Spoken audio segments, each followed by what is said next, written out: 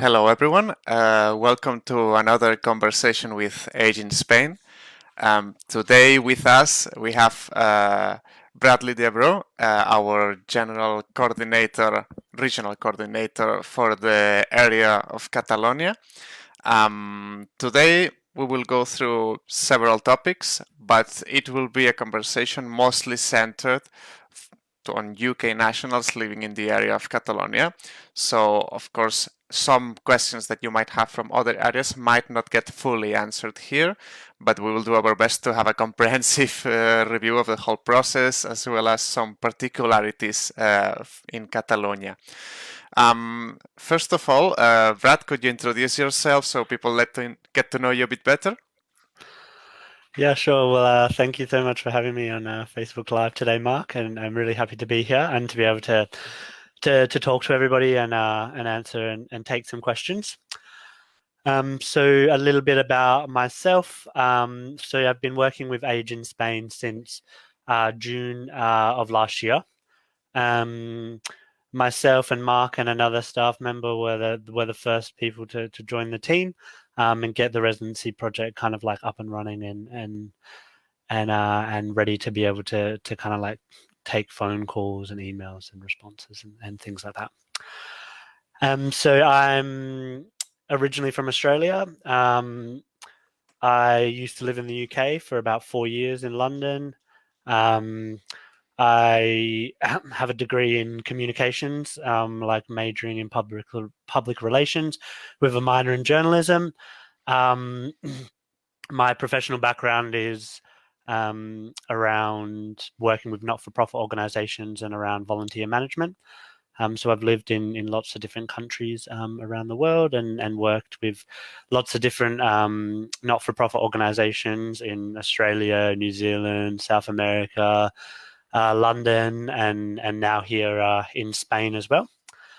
I've lived in Spain for about 2 years, and I live in Barcelona, right in the center of the city as well. And yeah, really enjoy living in Barcelona, and I visited many times before I decided to move here. And yeah, with the beach and everything, it reminds me of being back in Australia a little bit as well. So yeah, so it's quite nice. Yeah, I think that's it.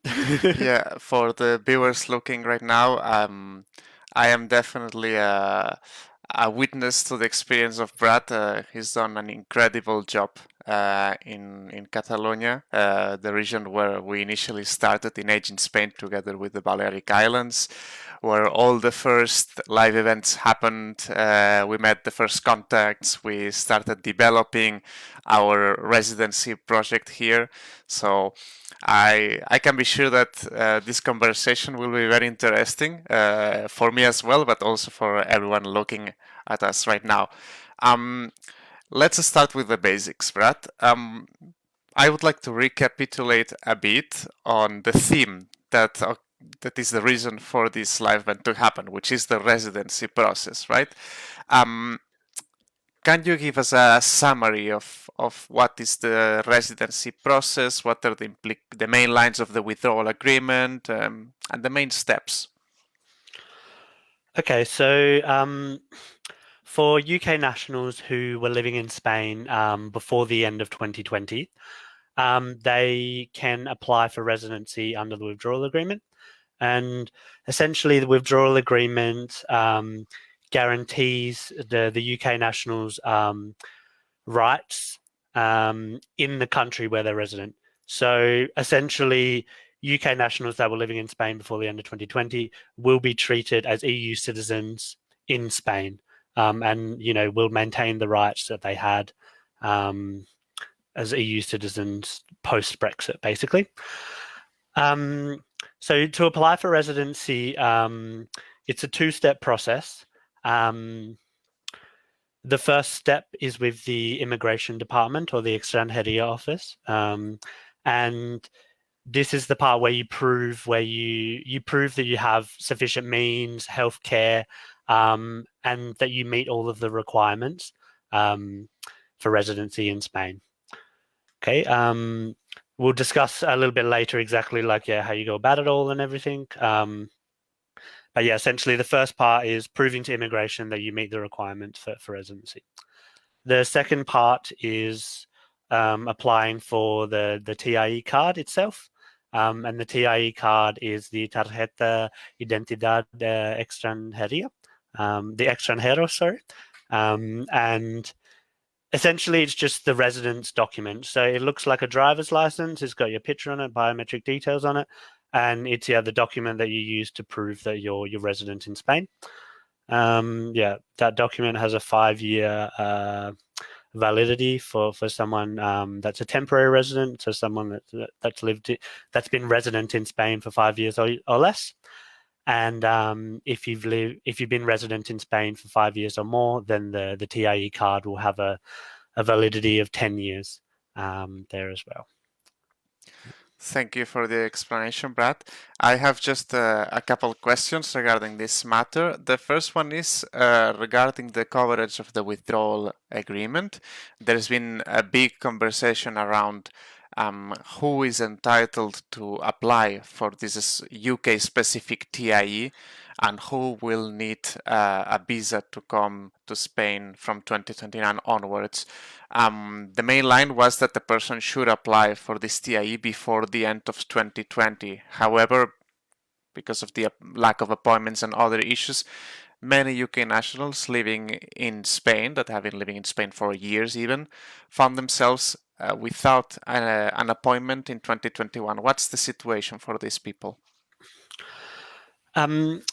So I guess I'll start off answering this question just by telling everyone out there a little bit about the kind of the system that Spain has chosen to use in regards to residency post Brexit, and how that is different from the system that the UK chose to use. So in Spain, they've chosen to use a declaratory system.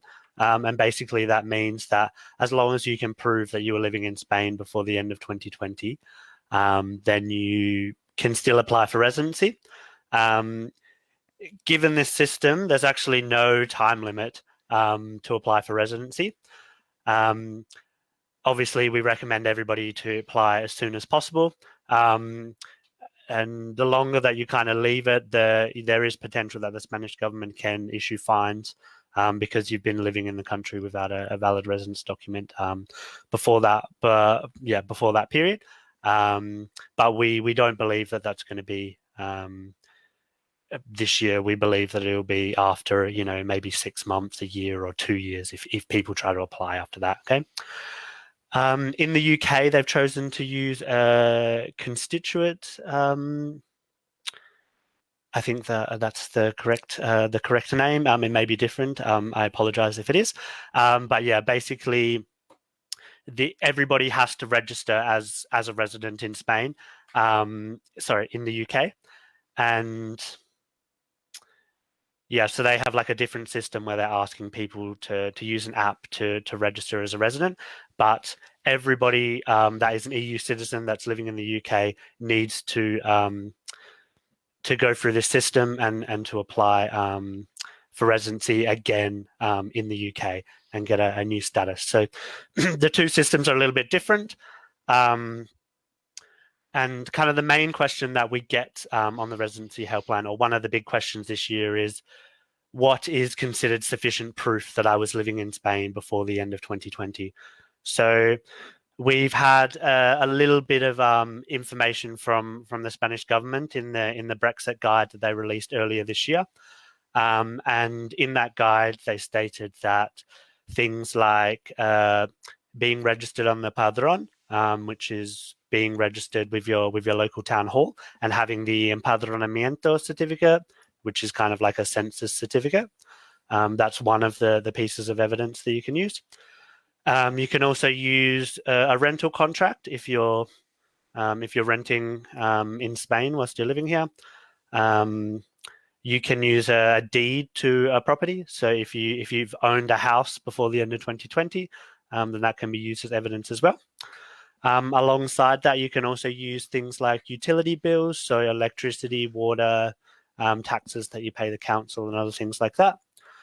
They're also accepting employment contracts or registration with a school. So if you're a university student or you've been doing some other kind of like study in Spain, you can also use those of proof as well.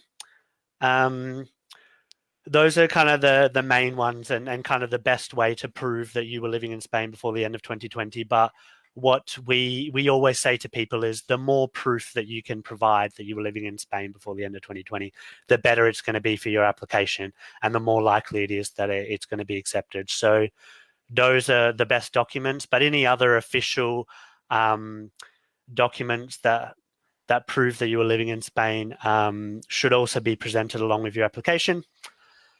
Unfortunately, things like flight tickets or renting a car or showing that you've been making purchases in Spain, we don't believe that they're going to be sufficient evidence because they don't actually prove that you're living in Spain. They prove that you're in Spain, but there's a difference, that we need to make between living and just being, kind of present in the country. Thank you for the explanation. I hope many people will have some of the doubts at least cleared regarding the residency process. And now I would like to go more specifically to the region of Catalonia.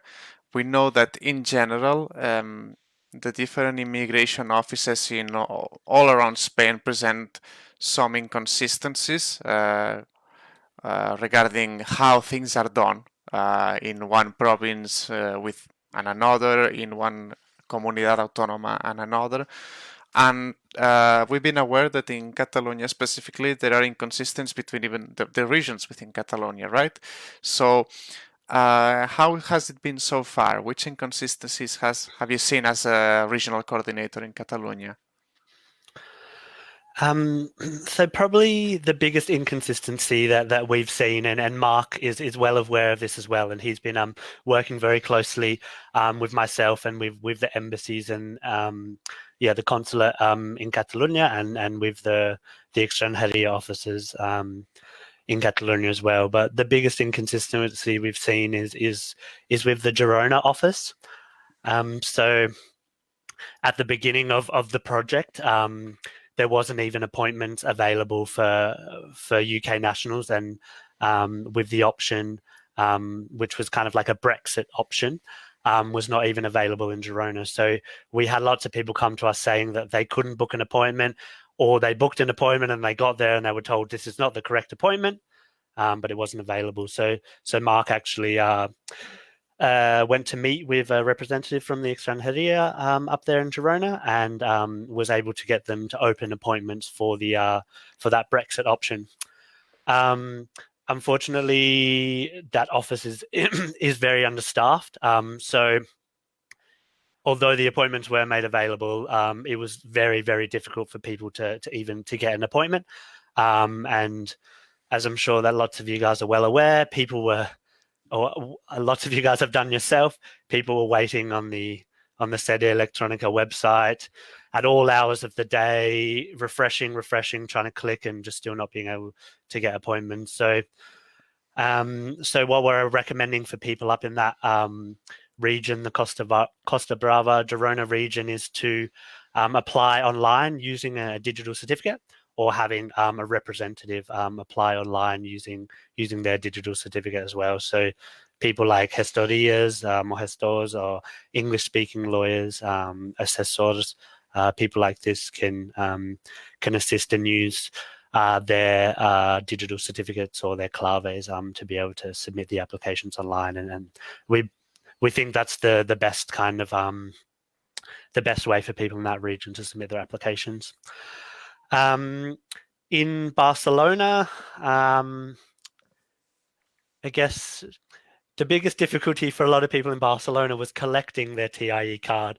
So we were lucky that we had an email address in Barcelona that we would send an email to get an appointment for the first part of the process. So it meant that we could actually kind of, interact with somebody and they would respond to us. So that part wasn't so bad, and people were not having too much of an issue getting an appointment to apply for their TIE card. But there's three kind of national police offices in central Barcelona, but there was only one office where you could go to collect the TIE cards, which was the Calle de Mallorca office. And a lot of people reported to us that they had issues with being able to go and collect their card. And everyone was told to come and collect the card within 45 days after their appointment to apply for the TIE. But some people had to wait even longer than that because there was just no appointments available to collect the card. I think that it's improved recently in the last kind of like month or two, but that was at the start of the year.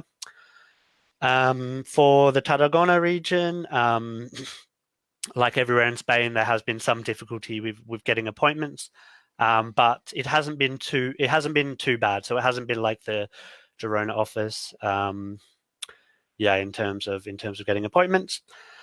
And yeah, I think those are kind of like the main issues and concerns that people have had to us in terms, have come to us with in terms of applying for residency.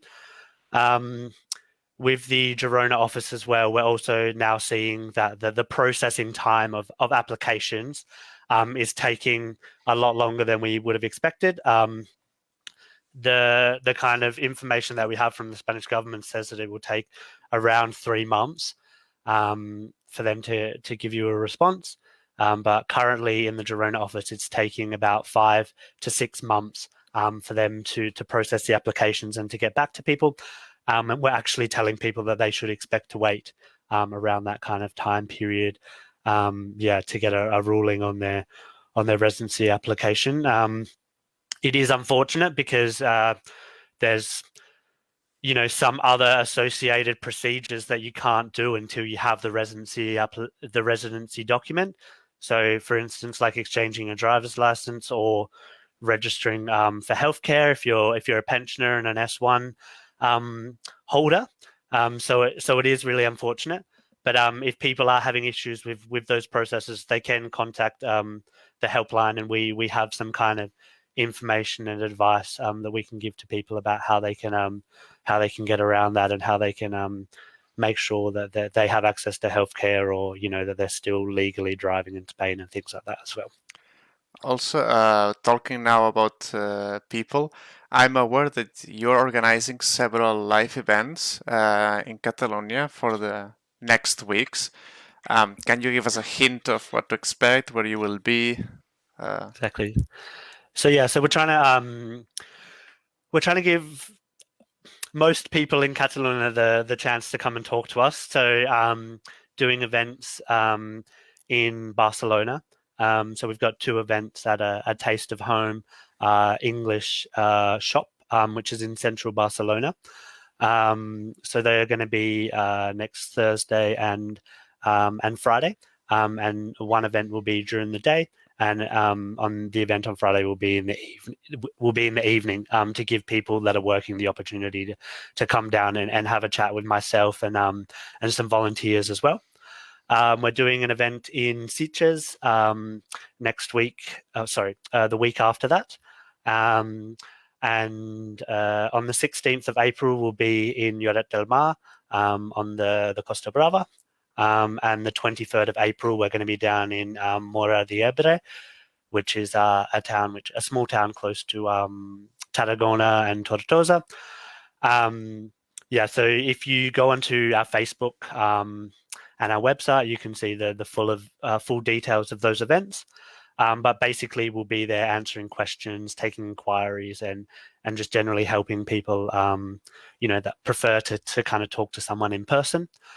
And we'll be able to help people with different things like that. So we can even help people book appointments, fill out forms, as well as providing information about how they can apply for residency and the other processes that are associated with living in Spain. So things like accessing healthcare and different procedures and processes in Spain as well. Thank you, Brad. And now going to some specific questions. We've heard about that the green card has an equal validity to the new TIE. We also heard that if you been living for more than 5 years, you can get permanent residency. Uh, Specifically about the green card, is it necessary to exchange it? Because it seems to be a bit of confusion in the different Facebook groups, for example, regarding if it's something that you should start or not. If you, can you shed some light on this issue? Exactly. So there was a joint statement released by the Spanish government and the UK embassy or the ambassador from the UK to Spain at the beginning of the year, which kind of cleared up and really clearly outlined really clearly outlined it for everybody.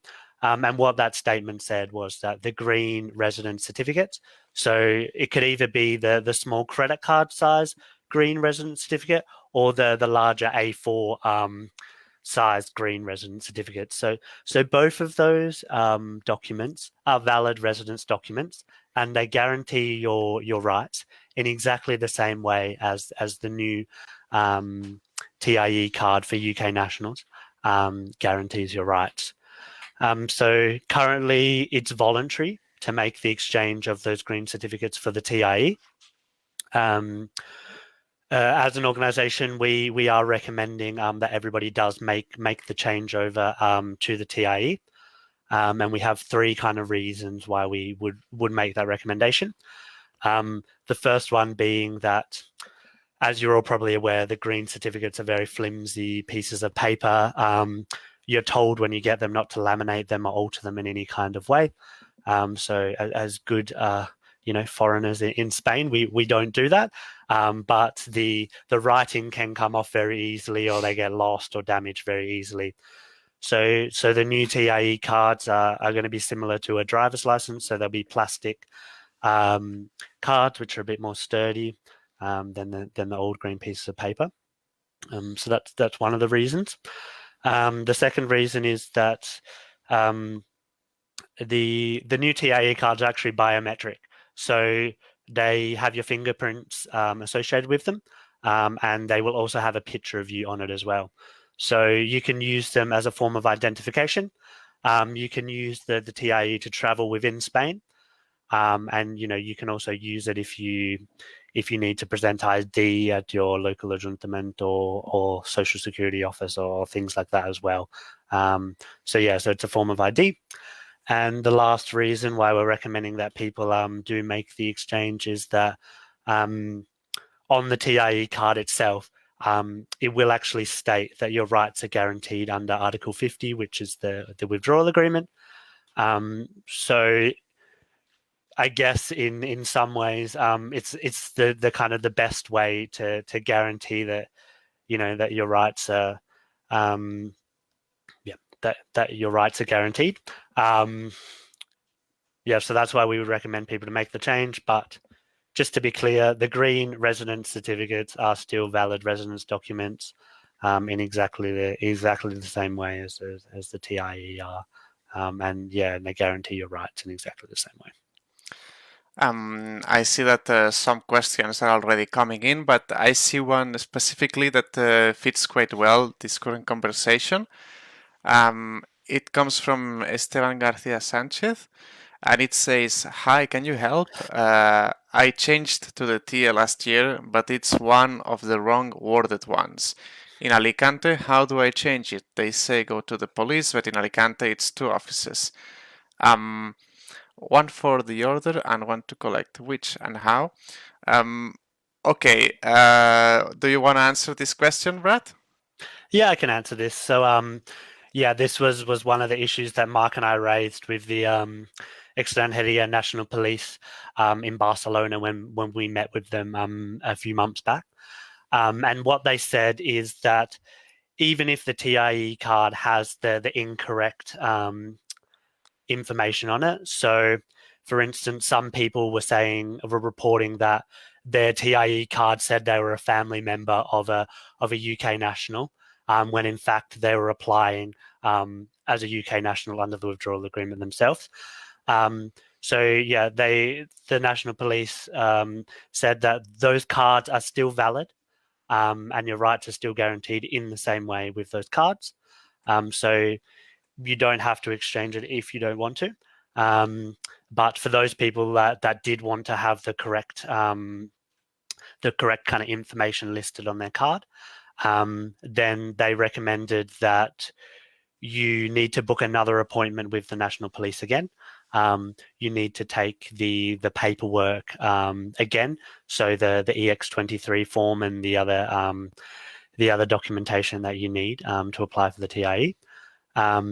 You don't have to pay the €12 TARSA fee again, which was something that they confirmed to us. Obviously, it was a mistake from the Spanish government, so you shouldn't have to pay again. But yeah, you need to kind of go through the process again, like you would of applying for the TIE card.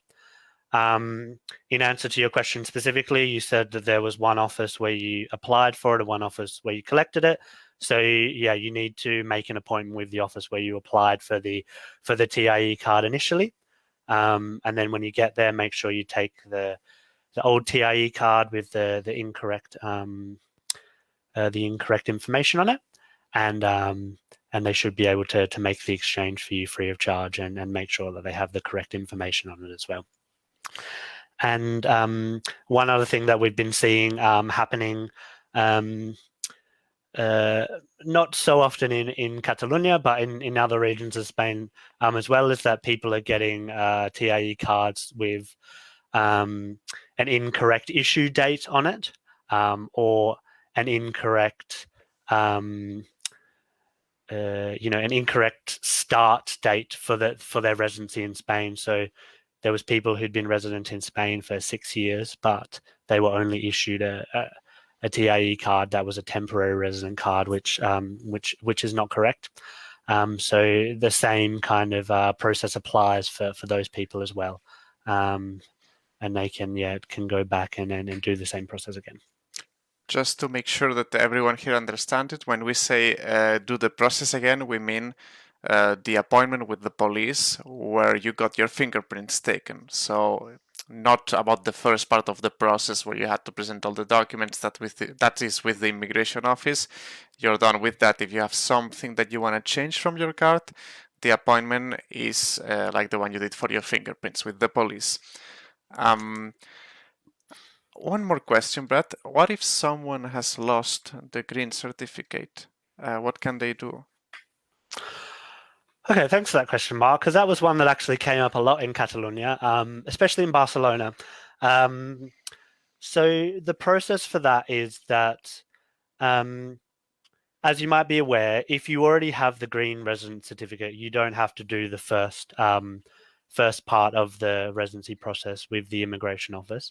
You can just go directly for applying for the TIE card and exchanging your green certificate for the TIE card. So if you did lose your green resident certificate, what you need to do is you need to go to a national police station. You need to make a police report, which they call a denuncia here in Spain. And when you go for your appointment to get your fingerprints taken to get the TIE, you need to make sure that you bring the denuncia along with you. If you have a photocopy or a picture of the lost green resident certificate, then you need to bring that along as well. If you don't have a picture or a copy of it, then you can bring your NIE number along with you, and they'll be able to kind of like find it in the system there. So essentially, yeah, you need to get a police report stating that it's lost from the National Police. And then instead of bringing the certificate itself along to make the exchange, you just bring the denuncia and your NIE number or a copy of the green residence certificate. Great, amazing response. I think if there was some doubt regarding this, now it's quite clear. Some questions are coming in as well. I think we can answer some of them and then continue to the next point. I'm going with Veronica Wheeler, who is asking, hi, can you clarify about applying for residency after the 31st of March if you had been previously in Spain, living in Spain? Any thoughts on that, Brad? Yeah. Well, first of all, I just want to say hi to Veronica and thanks for coming along. She is one of the works with one of the organisations that we work quite closely here with at Age in Spain, which is the British Benevolent Association up there in the Costa Brava, and they've been very helpful to us and supported us all along the way in the residence project. So I kind of stated at the start of the live Facebook live session today that there's actually no timeline or no time limit where you have to apply for residency if you can prove that you were living in Spain before the end of 2020. So given that yesterday was the last day of March, which kind of ended the 90-day in a 180-day period rule for people who are not planning to apply for residency.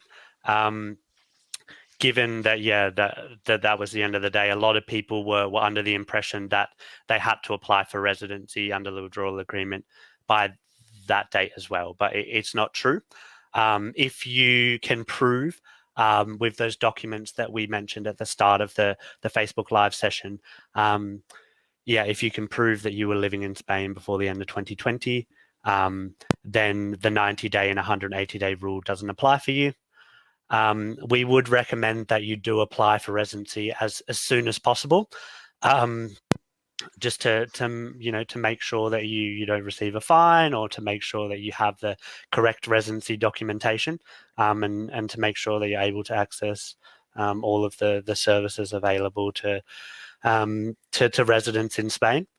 So just to recap, there's no time limit to applying for residency under the withdrawal agreement, as long as you have sufficient proof that you were living in Spain before the end of 2020. And if you are applying for residency under the withdrawal agreement, the 90-day and 180-day rule does not apply to you, and you can remain in Spain legally whilst your application is being processed, or whilst you're waiting to submit your application as well. Exactly. I think this question also answers the Autumn Stays comment, who is asking that if your application has been submitted and you're waiting for a response back, does the 90-180-day rule apply? So, no. While you are doing your residency process, you are legally living in Spain. And if someone is asking you for something to prove, you can just give them or show them the receipt of presentation. Until you receive the resolution, you can stay in Spain as long as you want, even if the process takes 6 months, like in some places, unfortunately, it does. Yeah. And just to add something to that as well, we've been seeing people who've had their applications rejected for one reason or another, and who need to make an appeal to the Spanish government in regard to their application. So the British government released a statement yesterday stating that even during your appeal period, whilst you're waiting for a response from the Spanish government, you can legally remain in Spain, and that 90-day in a 180-day period rule doesn't apply to people who are appealing a rejected residency application as well. So for anyone going through that process too, it's just something to put your mind at rest. Okay, having answered some of the questions, later we will come back, so don't worry, continue leaving your questions in the comments section. We will try to answer as many as we possibly can.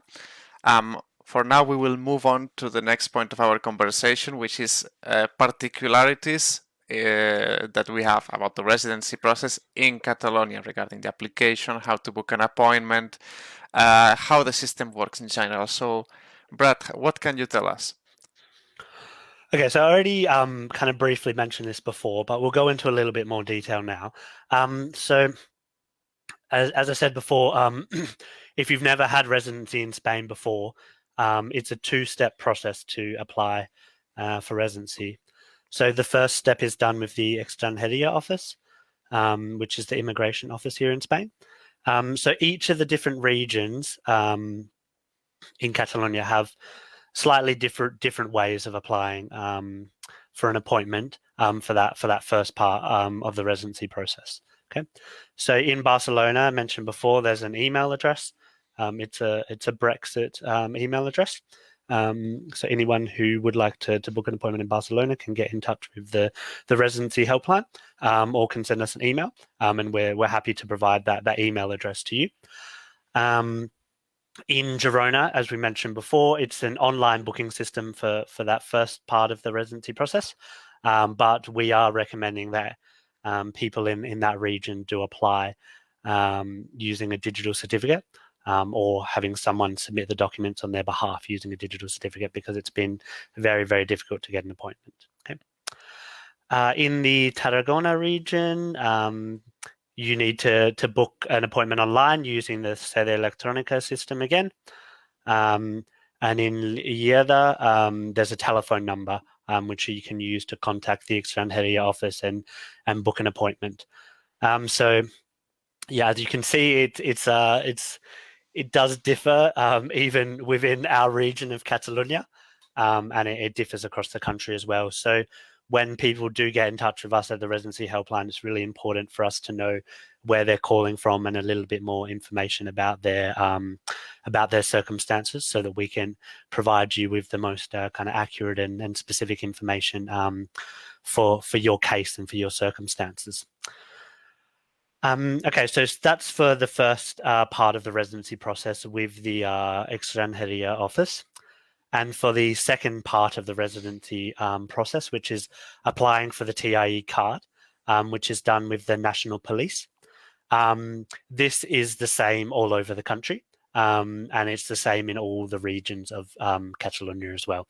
So you do this again by using online, using the Sede Electronica system. And when you do go onto that system, you'll note that there's kind of two drop-down boxes after you select which region that you're in. The first drop-down box is for Extranjeria, and the second drop-down box is for the National Police. So for the second part of the residency process, applying for the TIE card, you need to use the second drop-down box there. And there's an option which has Brexit in brackets at the end of it, which is the correct option that you need to choose for that as well. And another thing that I'll just briefly mention as well, we have a lot of people that come to us saying that they're having difficulty getting appointments online. So one tip that we can give everybody is that the Extranjeria and the Spanish government actually has an app. It's called the Cita Extranjeria. So you can look that up in the Google Play Store. Unfortunately, the app is only available for Android users and not for iPhone users. But if you do have an Android phone and you're struggling to get an appointment, we would recommend that you download this app. Once you try to make an appointment once using the app, you'll receive notifications in the future when appointments become available in your area. The only downfall of the app is that the notifications are not only when there's appointments available for the type of appointment that you need. It's when there's any appointments available in your area, but at least you're kind of ready to go and you've got it on your phone, so you can easily go in and try to make an appointment and see if there's one available. So yeah, that's a good option for people that are struggling. And just to repeat again, the app is called Cita Extranjeria, and you can look that up in the Google Play Store to download it. Thank you for this exposition. I'm sure this is a lot of information for the viewers. So in any case, if you're from one of these areas and you're not quite sure of what you need to do, you can at any time contact our helpline by phone or by email, and we'll provide you with the answers via email, so you can check it whenever you want, access the links, and anything else that you need, we will be able to respond to you directly. So that's after this. Now, Brad, I wanted to talk a bit about some cases that we had that you might think that the example is useful for people that haven't started yet the application process or that is experiencing some difficulties. Also to show a bit the way we help people that require some extra attention from Age in Spain. What can you share with us? So I'm going to talk about two different cases. So the first one is a bit more of a simpler case, but it will just show, it will just show kind of the extra support that we can provide to people at Age in Spain. So we've had quite a few people contact us who've said my passport is about to expire, and I need to make a passport application. Um, Unfortunately, or well, fortunately or unfortunately, depends which way you look at it, the passport applications all need to be made online at the moment. And we get a lot of people calling us that maybe are not very tech savvy. They don't have a computer, they don't have internet access, things like that. So it's been quite difficult for them to be able to make that passport renewal application again. So there's been two cases up around the Costa Brava region where we've sent one of our support work volunteers out to assist people to make that application, and they've both been successful.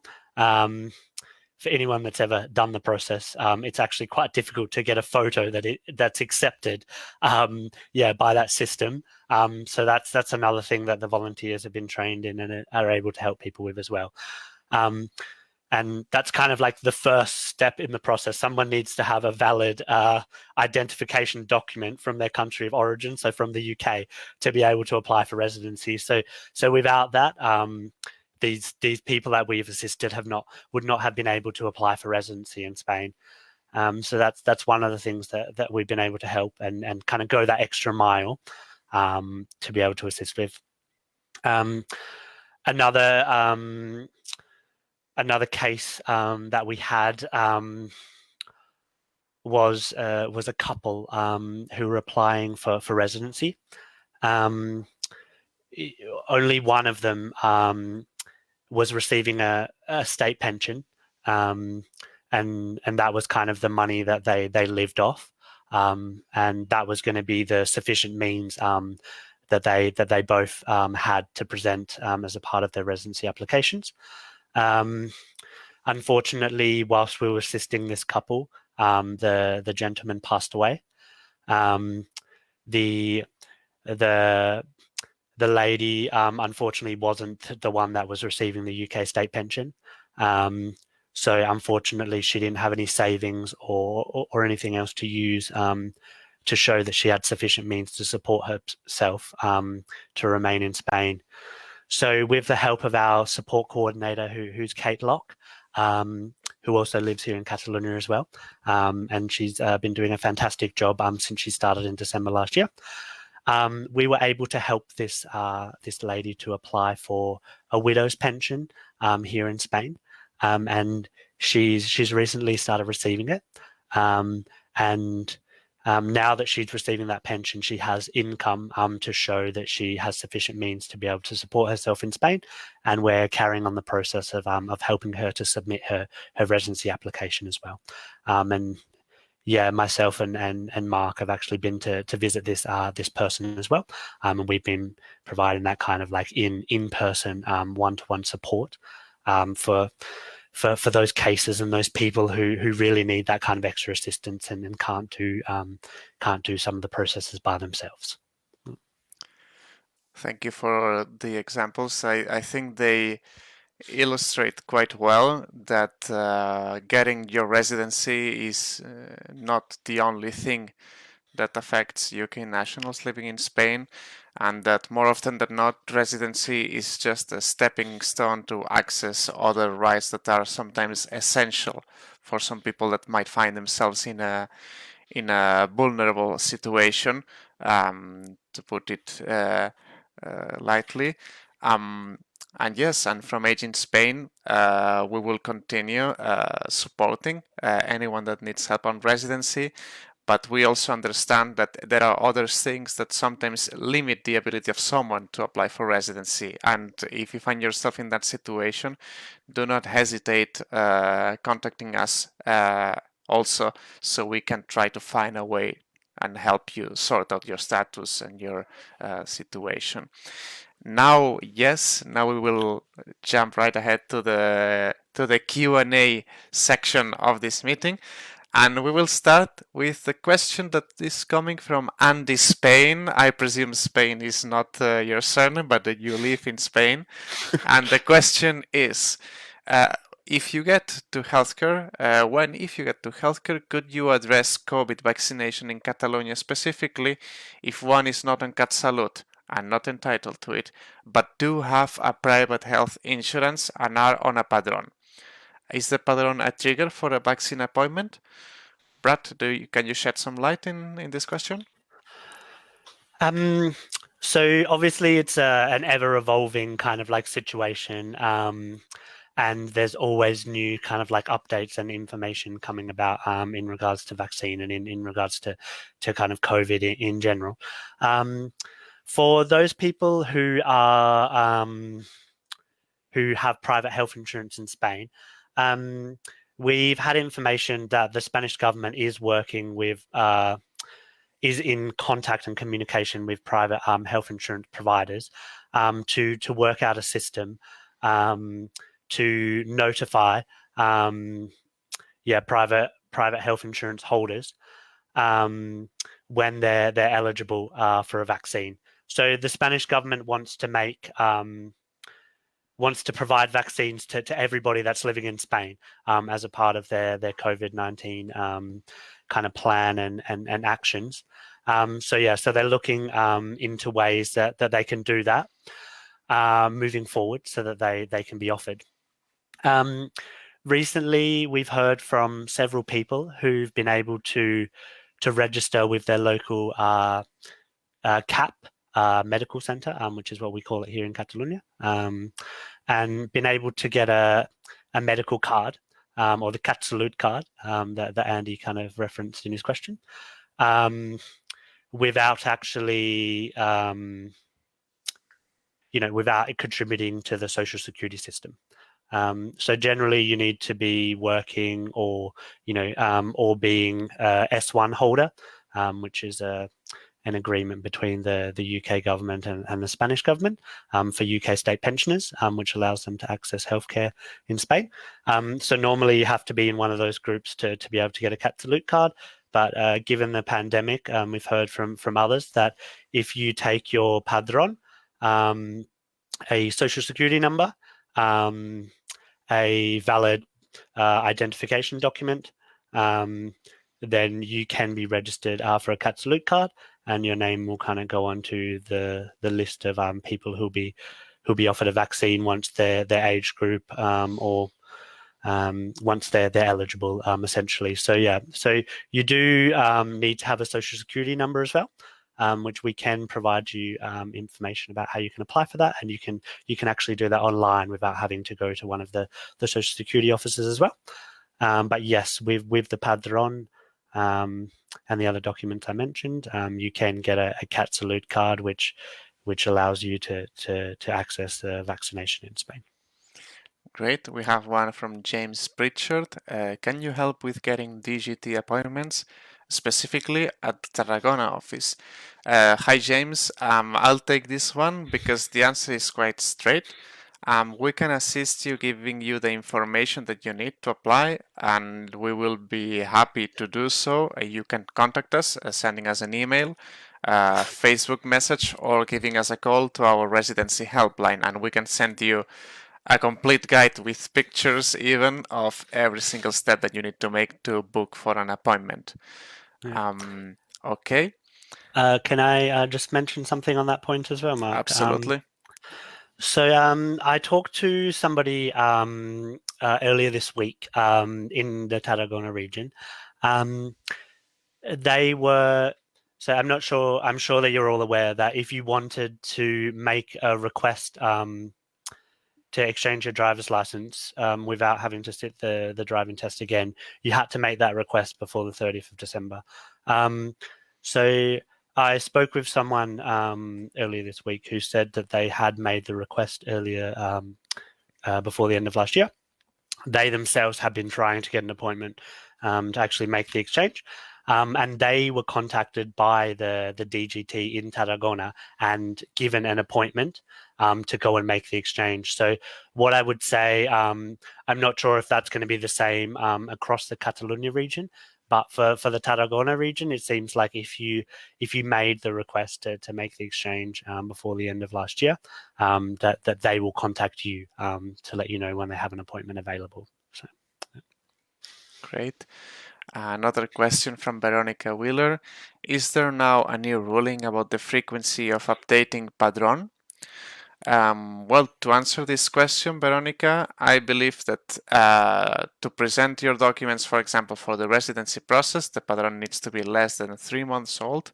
But as a general rule, you need to check in your padron every 1.5 years, 2 years, because that's the period that town halls usually use as a reference to notify the immigration office if the residents are still living there or if they haven't updated the padron. So we recommend every year, year and a half, check in with your town hall, update your padron, and then you can forget about it for the next year and a half, 2 years. Another question from Roddy Leith. Also, can you confirm if age 56, early retiree, resident 4 years in San Pedro de Ribes, own property, recent new padron, private health insurance, etc., is entitled to join the public healthcare or convenio especial? Our local CAP suggested we should return to the UK even though we received a TSI, which they refused to accept. Okay. Brad? So we did have lots of information from that person, but I would recommend that you do get in touch with the helpline, because we would be able to take a bit more time to kind of go through all of that information and to make sure that we're going to give you the kind of correct response for your circumstances. So what I would say in terms of that is, from the information that you gave us, it sounds like you should be eligible to apply for the Convenio Especial. For those of you who are not aware what the Convenio Especial is, this is a system from the Spanish government which allows you to pay a monthly fee to buy into the Spanish public healthcare system. For people under 65, the fee is around 50 or 60 euros a month. And for those over 65, it's a bit more expensive. I think it's around 135 euros or something around that amount. So from what you've told me, it seems like you would be eligible for the Convenio Especial. Some of the requirements for that are that you are not able to access healthcare in another way. So you're not entitled to the S1 form that I mentioned before, or you're not working in Spain, or have some kind of other entitlement. And you also normally need to have been registered on the padron for at least 1 year in Spain before you're able to access the Convenio Especial as well. So I don't want to comment too much on whether you're eligible for public health without kind of speaking to you directly or getting some more information. But from the information you told us, it does sound like you would be eligible for the Convenio Especial. And if you would like some more information about that, please feel free to get in touch with the helpline, and we'd be more than happy to provide you with information about how you can sign up to that scheme. Thank you, Brad, for the comprehensive reply. Another question from Alison Torrado. I used to live in Spain, but have been in the UK for the last 10 years. I am married to a Spaniard, and if we move back to Spain, can I stay longer than 90 days? And what residency do I get? And how do I get it? Okay, thank you for your question. This is another one that we have quite a lot from people who are married to Spanish citizens. So the process for people who are married to an EU citizen, so it doesn't even have to be necessarily a Spanish citizen, but someone from one of the other EU member states, is that you need to apply for what's called the EU Family Member Card.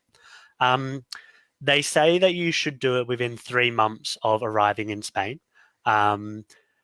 But we've heard lots of experiences that for other people it has taken longer, but they are legally allowed to remain in Spain whilst the application is being processed, and whilst they're with their EU member, with their EU citizen partner as well. They're allowed to remain in the country. So similarly to the residency process that we've already discussed, again, it is a two-step process as well. You need to prove your relationship with the EU citizen. So that's marriage certificate, which needs to be translated and legalized. Into Spanish and legalized as well.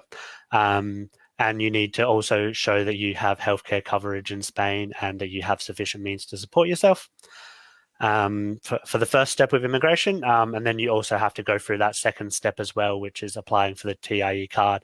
But you, instead of getting a TIE card, it will be a specific EU family member card as well. So yeah, so you need to go through a similar process to UK nationals that are applying for residency.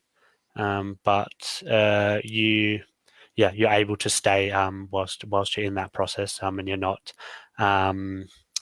not limited to the 90 days and 180-day period. Okay, another question from Denise, and she asks, could you also send the link for Barcelona to change Residency again, paper or TIE? Sorry, I was late if you have covered this already. Okay, Denise. So in order to change your green residency for the TIE, you actually don't need a special process. It's not the first part, it's just the second, which is, thank God, much easier. You just need to book an appointment with the police, and this can be done through the Sede Electronica website. If you want to have the specific link and step-by-step guide to do so, send us a message in Facebook, contact our helpline, and we will send you an email with every step written down. I think that will be more useful than answering your question right here and you having to memorize everything. And with this question we will finish because it's been a while already. Francesca Willy. She asks, I am worried that my residency application will be rejected due to my private health not starting until February. Are any appeals on these sticking points as successful? Brad? So this has been an issue that has been raised a lot recently. We haven't heard this being a huge issue in Catalonia. It's more so been an issue in Andalusia, Murcia, and some of those kind of like southern regions that have been a bit more strict about this. But in general, what we would say in regards to this is that when you submit your application, the immigration officer is going to take your whole application into consideration. Okay. Generally, they won't just look at one piece of evidence and deny you, based on that.